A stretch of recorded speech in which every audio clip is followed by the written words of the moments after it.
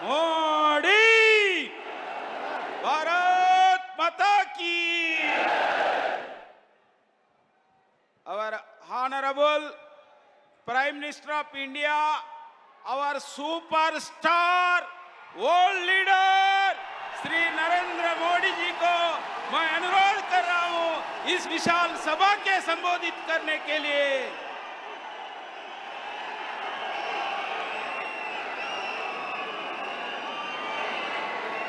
भारत माता की, भारत माता की जय। मां भद्रकाली, भद्रकाली अम्मवारी महत्यानी की सम्मक्का सारलम्मा पौरुषानिकी रानी रुद्रमा पराक्रमानिकी प्रख्याति गांचिना वरंगल को रावणम संतोषंगा उंदी।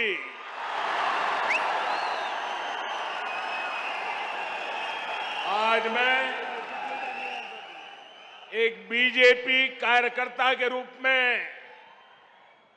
वारंगल में आप सबके बीच आया हूं। ये क्षेत्र जनसंघ के जमाने से ही हमारी विचारधारा का मजबूत किला हुआ करता है। जब संसद में बीजेपी की सिर्फ 2 सीटें थी, तब हनुमान कांडा से श्री जंगा रेड्डी जी सांसद हुआ करते थे। आज बीजेपी दुनिया का सबसे बड़ा राजनीतिक दल है, तो इसमें तेलंगाना की इस धरती की बहुत बड़ी भूमिका है। मुझे खुशी है कि अब यहां बीजेपी का निरंतर विस्तार हो रहा है। 2021 में यहां के म्युनिसिपल कॉरपोरेशन के चुनाव में बीजेपी अपने प्रभाव का ट्रेलर दिखा चुकी है। इतनी बड़ी संख्या में आप यहां पहुंचे हैं, इसका संदेश साफ है। अब विधानसभा चुनावों में बीजेपी यहां बीआरएस और कांग्रेस दोनों का पत्ता साफ करने जा रही है। साथियों, यहां आने से पहले मुझे तेलंगाना के विकास से जुड़े हजारों करोड़ रुपए के प्रोजेक्ट का शिलान्यास करने का अवसर मिला है। इनसे इस क्षेत्र में सुविधा तो बढ़ेगी ही, रोजगार के भी नए अनेक अवसर बनेंगे। पिछले 9 वर्षों में केंद्र की बीजेपी सरकार ने तेलंगाना के विकास के लिए पूरी शक्ति से काम किया है। आज तेलंगाना में करीब 36,000 करोड़ रुपए के नेशनल हाईवे प्रोजेक्ट पर काम चल रहा है। 2014 में तेलंगाना के लिए जो रेल बजट था, आज उसका 17 गुना 17 टाइम अधिक रेल बजट तेलंगाना के पास है। भाजपा का लक्ष्य यही है, तेलंगाना विकसित बने, तेलंगाना भारत को विकसित बनाए। साथियों, भारत की आत्मनिर्भरता में तेलंगाना की भूमिका बहुत बड़ी है। जब भारत ने तय किया है कि कि हम कोरोना की वैक्सीन, भारत की अपनी वैक्सीन बनाएंगे, तो तेलंगाना के लोगों ने आगे बढ़कर अपना दायित्व निभाया। जब भारत ने तय किया कि हम दवाइयों के लिए कच्चा माल बनाएंगे, तो तेलंगाना के लोग नई ऊर्जा के साथ जुट गए। जब भारत ने तय किया कि हम मेड इन इंडिया पर बल देंगे, तो तेलंगाना के मैन्युफैक्चरर्स ने पूरी ताकत लगा दी। जब भारत ने तय किया कि हम यूरिया में आत्मनिर्भर होंगे, तो बरसों से बंद रहा रामागुंडम खाद कारखाना फिर से सजीव हो उठा। और साथियों, जब भारत ने अपनी रेल को आधुनिक बनाने का फैसला किया, तो भी इसमें तेलंगाना ही अपनी बड़ी भूमिका निभा रहा है। अब काजीपेट में वैगन बनाने की नई फैक्ट्री बन रही है। यहां बनने वाले सैकड़ों वैगन भारतीय रेल के विस्तार और एक्सपोर्ट दोनों को बल देंगे। भाइयों और बहनों, बीते 9 वर्षों में पूरी दुनिया में देश का इतना गौरव बढ़ा है, भारत को लेकर आकर्षण बढ़ा है, इसका भी फायदा तेलंगाना को हुआ है। यहां पहले के मुकाबले अब ज्यादा इन्वेस्टमेंट आ रहा है, और इस ज्यादा इन्वेस्टमेंट का फायदा तेलंगाना के युवाओं को हो रहा है, उसे नौकरी मिल रही है। भाजपा सरकार ने दुनिया में भारत की जो साख बढ़ाई है, ये उसी का नतीजा है। लेकिन सवाल ये है कि यहां तेलंगाना में जो सरकार है, उसने क्या किया? साथियों, यहां की राज्य सरकार ने सिर्फ 4 काम किए हैं। यहां की सरकार ने सिर्फ 4 काम किए हैं। पहला, सुबह शाम मोदी को, केंद्र सरकार को रेगुलरली गाली देने का काम किया है।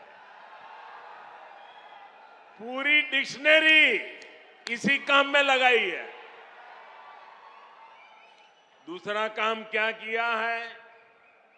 एक परिवार को ही सत्ता का केंद्र बनाने का और खुद को तेलंगाना का मालिक साबित करने का काम किया है। तीसरा काम क्या किया है? इन्होंने तेलंगाना के आर्थिक विकास को चौपट कर दिया। चौथा काम क्या किया? चौथा, इन लोगों ने तेलंगाना को भ्रष्टाचार में डुबो दिया। आज तेलंगाना में ऐसा कोई प्रोजेक्ट नहीं है जिसमें भ्रष्टाचार के आरोप नहीं है। केसीआर सरकार यानी सबसे भ्रष्ट सरकार। और देखिए खेल, अब तो दिल्ली तक इनके भ्रष्टाचार के तार फैल गए हैं। हम पहले 2 देशों या 2 राज्यों की सरकारों के बीच विकास से जुड़े समझौतों की खबरें सुना करते थे कि भाई विकास के लिए 2 राज्यों ने समझौता किया, पानी के लिए 2 राज्यों ने समझौता किया, ऐसी खबरें आती थी। लेकिन ये पहली बार हुआ है जब दो राजनीतिक दलों और दो राज्य सरकारों के बीच भ्रष्टाचार की डील के आरोप लगे हैं। ये दुर्भाग्य है कि जिस तेलंगाना के लिए जनता ने इतना संघर्ष किया, इतने बलिदान दिए, उस जनता को ऐसे दिन देखने की नौबत आई है। और साथियों, मैं एक और बात कहूंगा, यहां सत्ता में जो परिवार बैठा है, जो करोड़ों को घोटालों में लिप्त है, जिस पर जांच एजेंसियों का शिकंजा लगातार कस रहा है, जिसकी पोल तेलंगाना के लोगों के सामने खुल चुकी है, वो परिवार अब तेलंगाना की जनता को गुमराह करने के लिए, माइंड डाइवर्ट करने के लिए नए नए हथकंडे अपना रहे हैं। आपको इन हथकंडों से, इनकी चालबाजियों से सावधान रहना है। साथियों, मैं जब भी तेलंगाना आता हूं, आप सभी लोगों की एक और छटपटाहट समझ आती है। आप लोगों ने कभी नहीं सोचा था कि एक दिन इस तरह परिवारवादी राजनीति के शिकंजे में हमारा तेलंगाना फंस जाएगा। परिवारवादियों को सिर्फ अपने बच्चों, अपने बेटे बेटियों के भविष्य की चिंता होती है। उन्हें देश के, तेलंगाना के दूसरे बच्चों का भविष्य बर्बाद होने से कोई फर्क नहीं पड़ता। और देश के लोगों को, तेलंगाना के लोगों को एक और बात भी नोट करनी होगी। ये जितनी भी परिवारवादी पार्टियां हैं, उनकी नींव भ्रष्टाचार पर खड़ी होती है।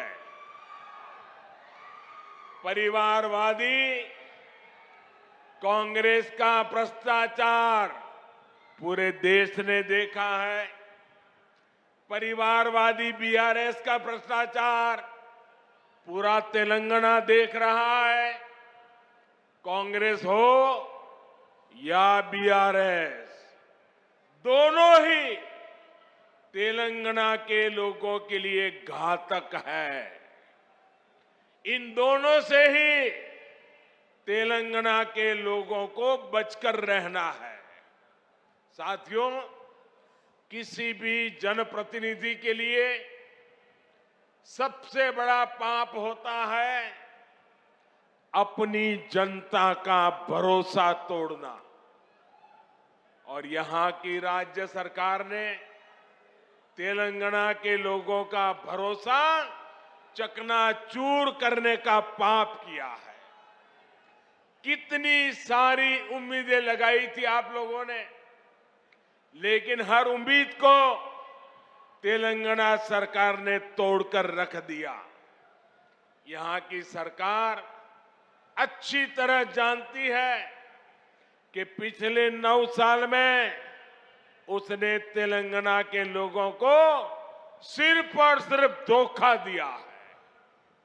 उसने राज्य में एक के बाद एक भर्ती घोटाले करके यहां के युवाओं के साथ विश्वासघात किया है।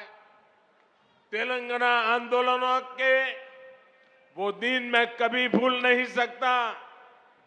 कितनी बड़ी बड़ी बातें कही गई थी कि हम यहां लाखों भर्तियां करेंगे, युवाओं को सरकारी नौकरी देंगे, लेकिन आपको इन लोगों ने सिर्फ और सिर्फ झूठ ही दिया है। तेलंगाना में भ्रष्टाचार का जो खुला खेल चल रहा है, इसका सबसे बड़ा नुकसान यहां के युवाओं को उठाना पड़ रहा है। Telangana state public service commission scam के बारे में कौन नहीं जानता है। पिछले 9 वर्षों से तेलंगाना के लाखों नौजवान सरकारी भर्तियों का इंतजार कर रहे हैं, लेकिन यहां की सरकार ने सरकारी नौकरियों को अपने नेताओं की तिजोरी भरने का माध्यम बना दिया है। साथियों, तेलंगाना की 12 यूनिवर्सिटीज में हायर एजुकेशन को तबाह करके यहां की सरकार ने लाखों नौजवानों का भविष्य बर्बाद कर दिया है। आज भी तेलंगाना की यूनिवर्सिटीज में 3000 से ज्यादा टीचर्स के पद खाली पड़े हैं। आज भी तेलंगाना की सरकारी स्कूलों में टीचर्स की 15,000 से ज्यादा पोस्ट खाली पड़ी है। क्या ये इन स्कूलों में पढ़ने वाले बच्चों के साथ विश्वासघात नहीं है क्या? धोखा नहीं है क्या? इन लोगों ने आपसे वायदा किया था कि हर बेरोजगार को 3,000 रुपये का भत्ता देंगे।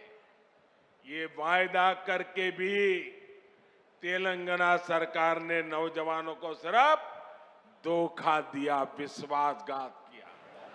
इन लोगों ने आपसे वायदा किया था कि गरीबों को 2 बेडरूम वाले 7 लाख फ्लैट बनाकर देंगे। ये वायदा भी यहां की सरकार पूरा नहीं कर पाई है। ये लोग किसानों के 1 लाख रुपया तक के कर्ज को माफ करने की बात भी कहा करते थे, लेकिन इस वायदे पर भी इनकी सरकार ने तेलंगाना के लोगों को सिर्फ विश्वासघात ही दिया है। साथियों, मुझे पता है कि तेलंगाना की ग्रामीण पंचायतें, यहां के सरपंच यहां की सरकार से कितने गुस्से में हैं, कितने नाराज हैं। ये बीजेपी की केंद्र सरकार है जिसने तेलंगाना की ग्राम पंचायतों को 12,000 करोड़ रुपए से ज्यादा सीधा देने का सुनिश्चित किया है। यहां की ग्राम पंचायतें ज्यादातर काम सेंट्रल फंड से ही करा रही है। केसीआर सरकार यहां ग्राम पंचायतों के सामने लगातार मुश्किल खड़ी कर रही है। इसलिए तेलंगाना की हजारों पंचायतें भी अब यहां की परिवारवादी सरकार को पटखनी देने का इरादा कर चुकी है। साथियों, बीजेपी सरकार ग्रामीण अर्थव्यवस्था को मजबूत करने के लिए गांवों में ज्यादा से ज्यादा खर्च कर रही है। पैडी प्रोक्योरमेंट के माध्यम से यहां के धान किसानों को पिछले 9 साल में 1,30,000 करोड़ रुपए से ज्यादा दिए गए। मनरेगा के तहत तेलंगाना के गांवों में करीब करीब 25,000 करोड़ रुपए का काम कराया गया है। पीएम किसान सम्मान निधि के जरिए भी तेलंगाना के करीब 40 लाख किसानों के बैंक खाते में 9,000 करोड़ रुपए सीधे भेजे गए हैं। पीएम आवास योजना के तहत जो करोड़ों घर बनाए गए हैं, उनसे भी हजारों करोड़ रुपए ग्रामीण अर्थव्यवस्था में पहुंचे हैं। साथियों, बीजेपी ने निरंतर प्रयास किया है कि किसानों को सशक्त करें, उनके खर्च कम करें, उनकी आय बढ़ाएं। हमने लागत का 1.5 गुना एमएसपी देने का वादा किया था। हमने वो गारंटी को पूरा करके दिखाया। हमने दाल की एमएसपी पर रिकॉर्ड खरीदी करके हमारी गारंटी पूरी की। हमने सिंचाई के नेटवर्क को सशक्त करने का वादा किया था, वो गारंटी भी हमने पूरी की। किसानों को कोल्ड स्टोरेज की दिक्कत ना हो, इसके लिए दुनिया का सबसे बड़ी भंडारण योजना पर पूरा काम हो रहा है। आप जानते हैं कि जो 7 मेगा टेक्सटाइल पार्क देश में बनने वाले हैं, उनमें से भी एक यहां तेलंगाना में बनने जा रहा है। इन सभी प्रयासों का लाभ यहां के किसानों को होगा, हमारे कॉटन ग्रोवर किसानों को होगा। भाइयों बहनों, तेलंगाना की सरकार ने गरीब, दलित, पिछड़े आदिवासियों को सिर्फ झूठे वादे दिए, झूठी घोषणाएं दी, लेकिन केंद्र की बीजेपी सरकार ने सही मायने में इन वर्गों को सशक्त किया है। वारंगल सहित इस पूरे क्षेत्र में बड़ी संख्या में आदिवासी और पिछड़े समाज के लोग रहते हैं। पहले की सरकारों में हमारे आदिवासी भाई बहनों के साथ सौतेला व्यवहार किया जाता था। सड़कें हो, पीने का पानी हो, स्कूल हो, अस्पताल हो, हमारे ट्राइबल भाई बहन का नंबर सबसे अंत में आता था। आदिवासी क्षेत्रों के विकास के लिए बीजेपी ने पहले की सरकारों की सोच और अप्रोच दोनों को बदल दिया। हमने आदिवासी क्षेत्रों में सैकड़ों नए एकलव्य मॉडल स्कूल खोले। हमने वन उपज के सही दाम देने के लिए एमएसपी का दायरा बढ़ाया। हमने जनधन केंद्रों के माध्यम से रोजगार के नए साधन तैयार किए। आज आप देख रहे हैं कि इन आदिवासी क्षेत्रों में 6 लेन के 4 लेन के हाईवे बन रहे हैं, इंडस्ट्रियल कॉरिडोर बन रहे हैं, मिशन मोड पर 4G नेटवर्क की सुविधाएं तैयार की जा रही है। आदिवासी परिवारों में सिकल सेल एनीमिया की बहुत बड़ी दिक्कत है। अब बीजेपी सरकार ने सिकल सेल एनीमिया को जड़ से हटाने के लिए भी अभियान शुरू किया है। साथियों, आजकल कुछ लोग चुनाव से पहले जनता को गुमराह करने के लिए झूठी गारंटी लेकर आ रहे हैं। बीजेपी चुनाव के लिए झूठी बातें या झूठी गारंटी कार्ड नहीं बांटती। अगर बीजेपी हर गरीब परिवार को मुफ्त राशन देने की बात करती है, तो पूरा राशन गरीब के किचन तक पहुंचता है। बीजेपी अगर आयुष्मान भारत कार्ड देती है, तो 5 लाख रुपए तक का मुफ्त इलाज हर गरीब परिवार को मिलने लगता है। अगर बीजेपी घर घर टॉयलेट बनाने का अभियान शुरू करती है, तो हर गरीब, दलित, पीड़ित, पिछड़े आदिवासी के घर तक सुविधा पहुंचती है।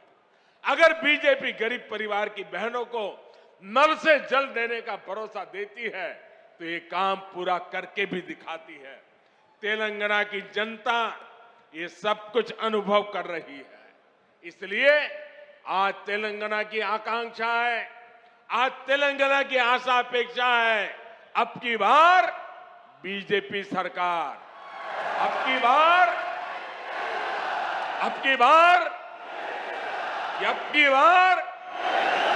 यही भाव मैं यहां वारंगल में देख रहा हूं, पूरे तेलंगाना में देख रहा हूं।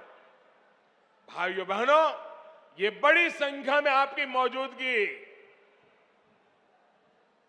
हैदराबाद में उस परिवार की नींद हराम कर रही है। और मैं देख रहा हूं अब तेलंगाना के लोगों ने भाजपा की सरकार बनाने का फैसला कर लिया है। मैं फिर एक बार आप सबको बहुत बहुत शुभकामनाएं देता हूं। बहुत बहुत धन्यवाद। मेरे साथ बोलिए भारत माता की।